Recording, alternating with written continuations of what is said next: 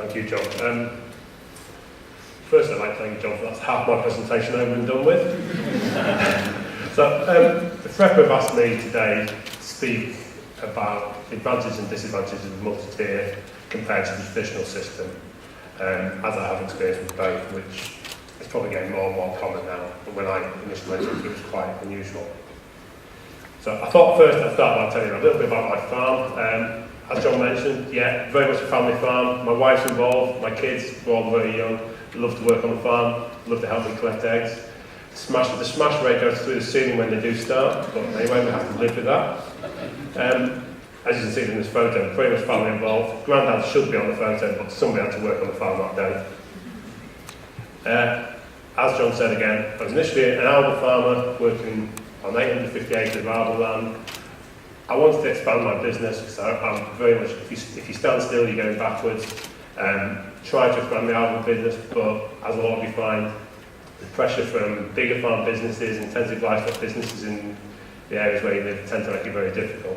So I looked into various options and decided eventually to go into free-range egg production, as a lot of farmers in my area had done as well, and I'm now up to 48,000 birds.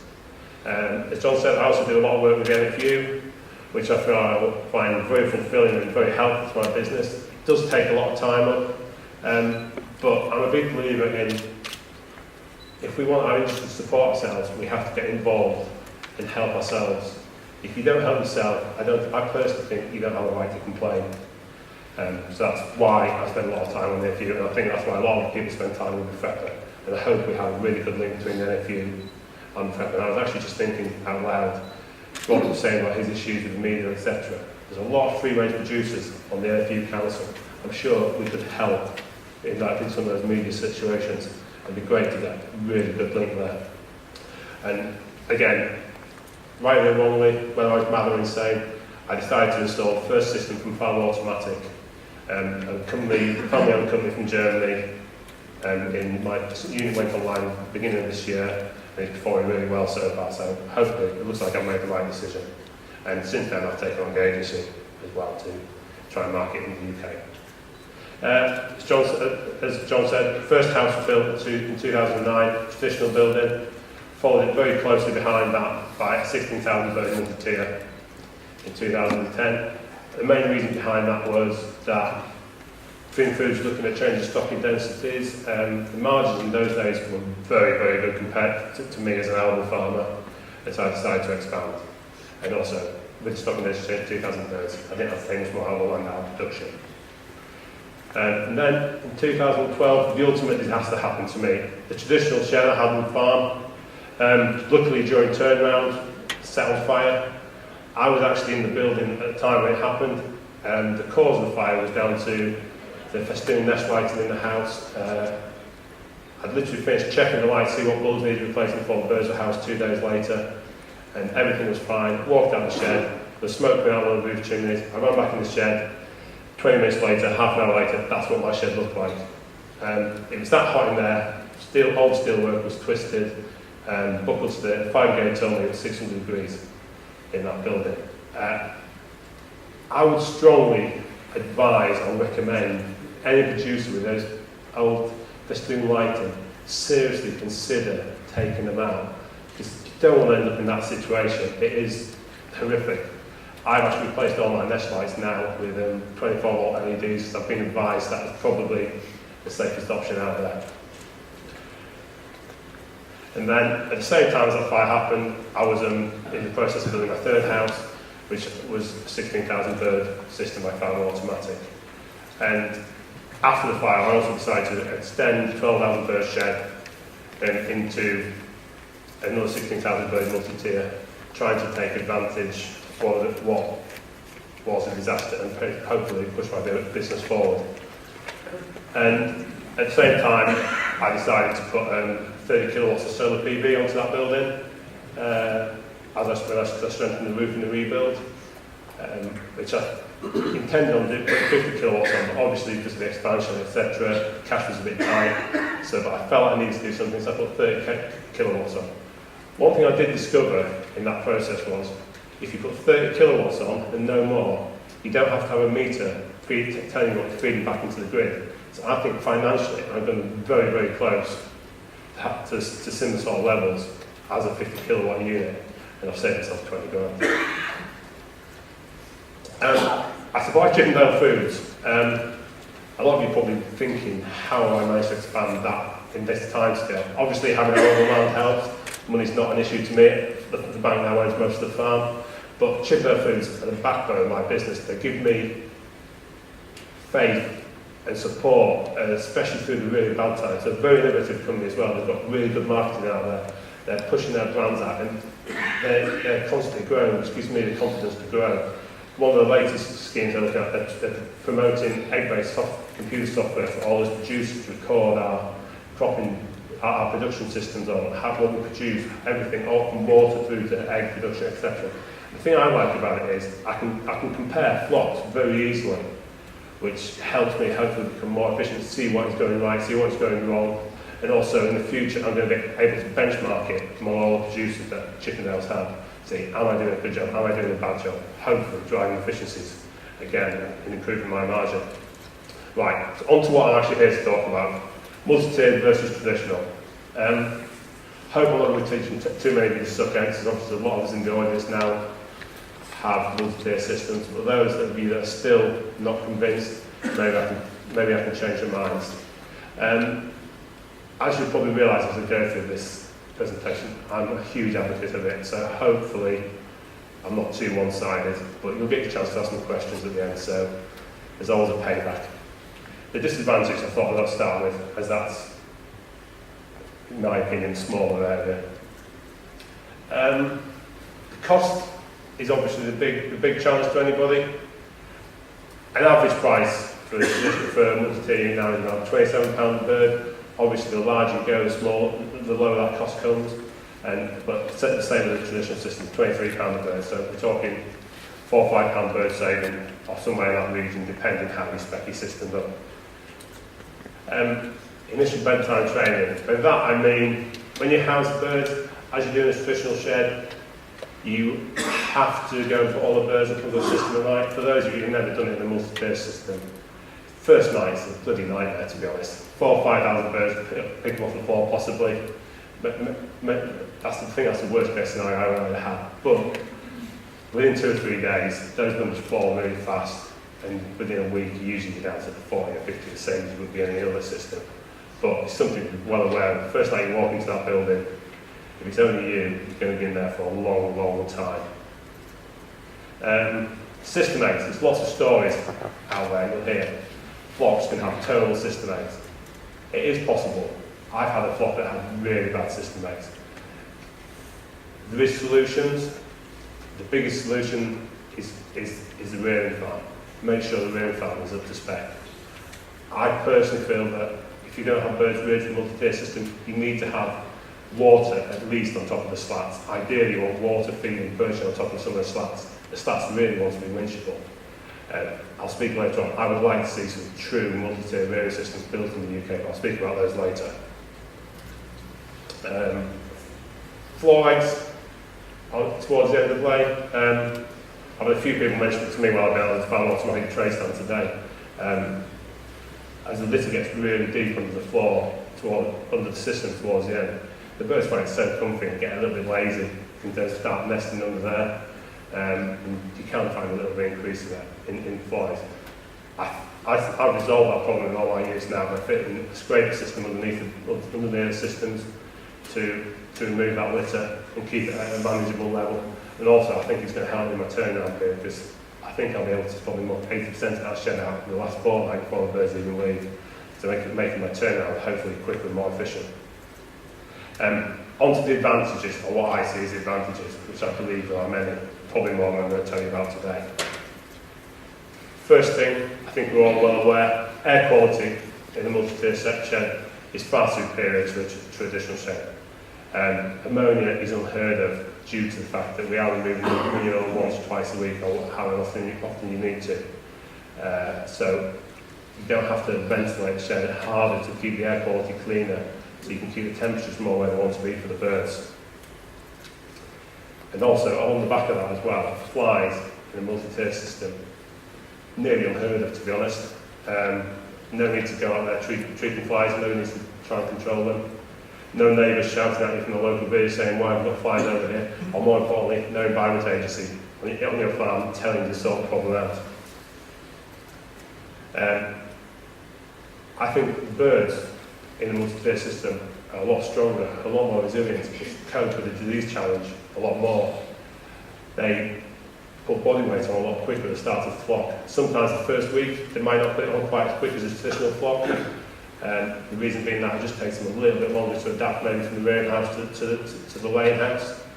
But I usually find at the end of the second week, birds are way ahead of target and they've overtaken a traditional building.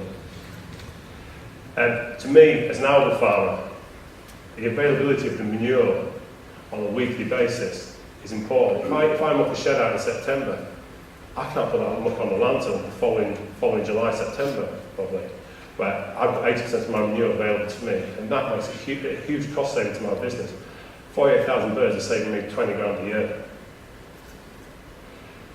Better welfare. Rob was talking about welfare issues today. I genuinely believe you get a lot better welfare in a multi-tier system due to the air quality, due to the manure being removed, and all those things, due to the birds having perches, due to more things to encourage their natural environment. You also get low mortality in general, better feather cover, all the things the public want to see.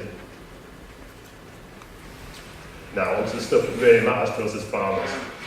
Lower feed consumption. I think we all know that. I've got some figures to follow this up from a flock of mine. 120 grams a bird versus 133 grams a bird in a traditional building. Doesn't sound a lot. What's that? 8 grams? But 8-9 grams. If you put that into the term of figures, that works out at approximately, I think it's 58 tonnes a flock. Feed at £240 a day. 13.5 grand for nothing. Sounds good to me. I also find production is improved over a traditional shed. I believe this is down to birds being less stressed and being able to perform better. I've got a couple of graphs here out of a building of mine. The lower one is the traditional building, the top one is from the multi-tier. Egg numbers, we're not looking at massive numbers, 3 eggs. So it helps, it's a benefit. But if you look at especially the multi-tier graph, the last 15-16 weeks, the production is starting to go higher and higher above the line. There's definitely a possibility there, in my opinion, to take birds a lot longer. I'm now taking my birds all to 76 weeks. A lot of people are taking them to 80 weeks. That's all money for nothing, really. The other thing I've found, which actually I find makes the biggest difference to my bottom line after feed, is lower seconds. I find egg quality in the last quarter of laying is far superior. You get a lot less graded seconds out of systems, and that obviously, the difference between a first grade egg and a second grade egg, as we all know, is massive. So if you look at these two graphs again, same format, traditional on the bottom, multi-tier on the top. If you look at the last 15 weeks, the traditional house is again following breed target, okay, great, and below it. But then if you look at the multi-tier house, we are getting further away all the time from that breed target over the last 15, 16 weeks. And if you put that into financial terms, I believe it gives us the option to keep birds a lot longer, and also, which means we can make more money. These are some rough figures that I've worked out. If you reckon on an average of 3.5% difference in seconds over 16 weeks, £200 a week nearly, just short of £3,200 a flock. And then, if you're going to take that even further, take your birds to 76 weeks, another £7,000 on top of that, I believe quite easily. And I've been very conservative on the figure to 80 weeks, an extra £10,000 total. So another 13 grand there, again, over a traditional flock, which all these things go to pay back quickly the extra expenditure you have initially. The myths of multi-tier. We hear all sorts of horror stories, don't we, about multi-tier and things, and I'd just like to try and put a few of those through, and if anybody's got any more, just ask me at the end. Birds are harder to see in the systems. Yeah, I suppose you could agree with that. I had one member of staff that preferred to be able to walk through the birds on the traditional system and look down on them. But I find personally in the multi-tier system, you can look underneath all the birds, see any birds that are down, see any birds that are ill. We all know a bird's health if it's up and running around, don't we? You don't really need to be able to inspect those birds that closely. It's the ones that are struggling we need to be able to see. And I find those birds a lot easier to see in the multi-tier system. When I've talked to various salesmen over the years, I've been buying various systems, they all say, oh, we don't get red light in these systems. Well, I think we all know that's absolutely codswallop, don't we, to be honest. So it's something to be very aware of when you are buying a system or looking at a system. At some point, you are going to have to get up and down that system and spray it with a knapsack. It needs to be easy to do and easy to manage. They aren't quite as simple as spray as a traditional system. Difficult to clean. There was always concerns when I first started in the industry that multi-tier systems were going to be difficult to power wash. We're never going to get them clean. I don't think I know a producer that takes all the slats out of the system. Are you going to get all the manure out of the joints? Are you going to get it clean? Are you going to have disease issues in following flocks? I can't say I've had any problems. And I know plenty of producers that have it, and production is holding at those high levels, flock after flock. So we must be managing to get the systems clean enough and clean disease at a low enough level for that to happen. I mentioned about system of flags earlier. I believe there's many ways to manage that. As I say, the biggest thing is to make sure the birds are well reared. And then I think you can have, all my sheds at the moment, we're running about 1.5%. Okay, I'd like to be lower, but I'm happy enough at that. Public perception. Public perception of the free-range industry is probably not what everybody thinks, but there's been lots of talk out there about people going into multi-tier buildings, etc., and seeing what looks very similar to a cage, seeing huge amounts of metal stacked up to the ceiling.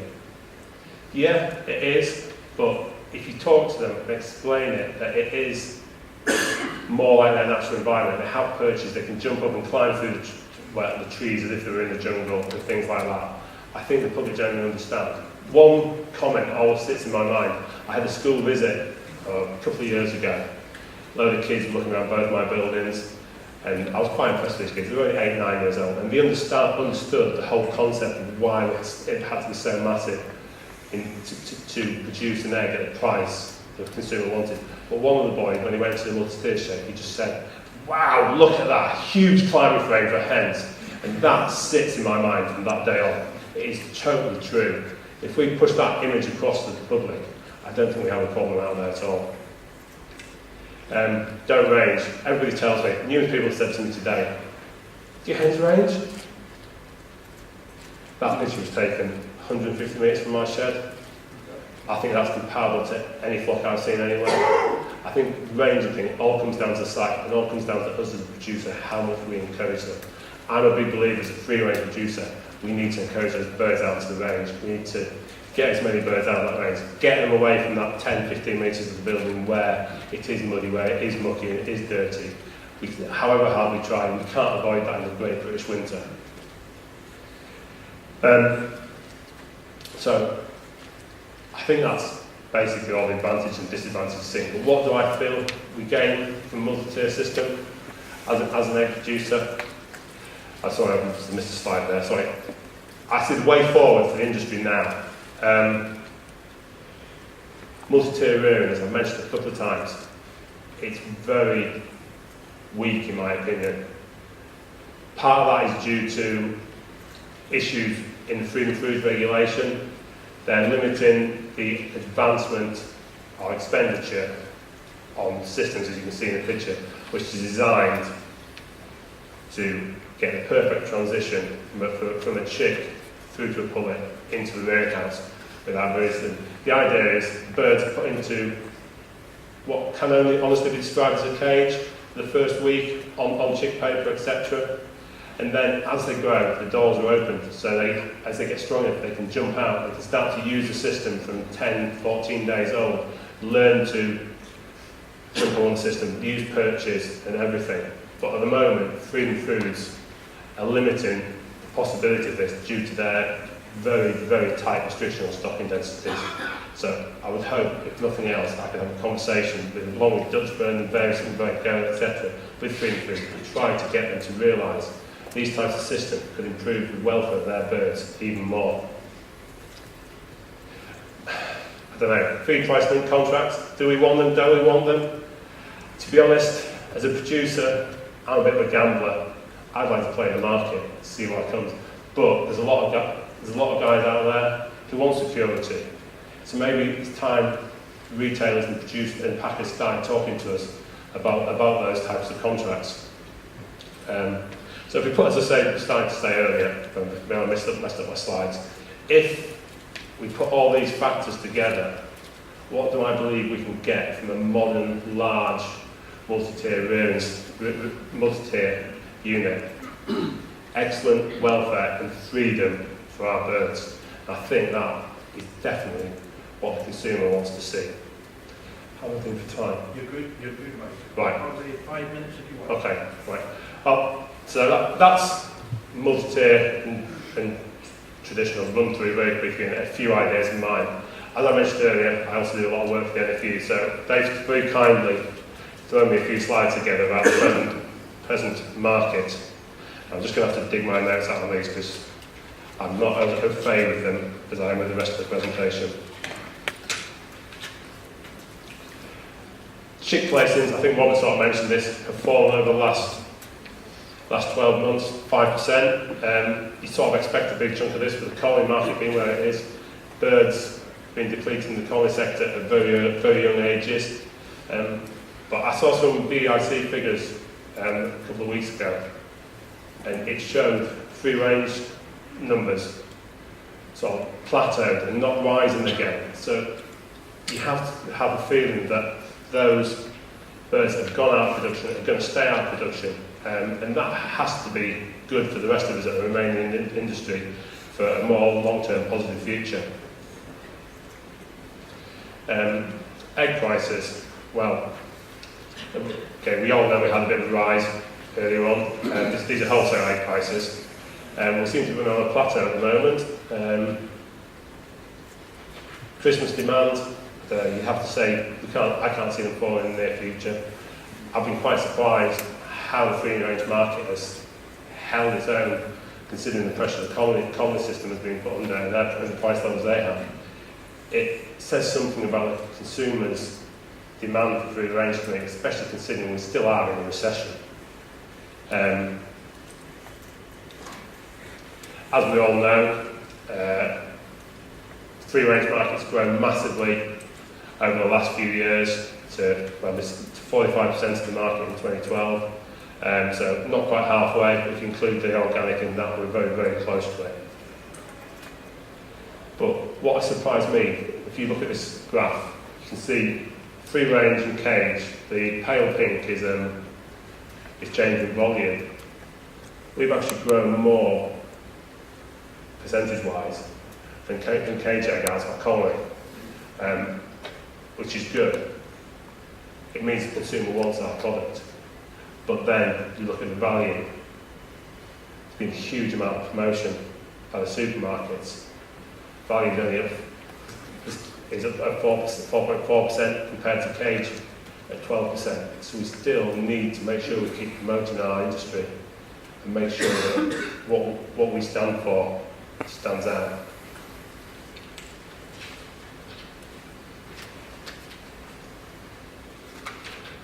So I've just got one final comment to say, which is really nothing at all to do with the presentation that I've given at all, but it's just a little message I would like to pass on to the retailers. Thank you. Mike, thank you very much indeed. That was a pretty comprehensive comparison by a farmer to a farmer. Please show your appreciation to Mike.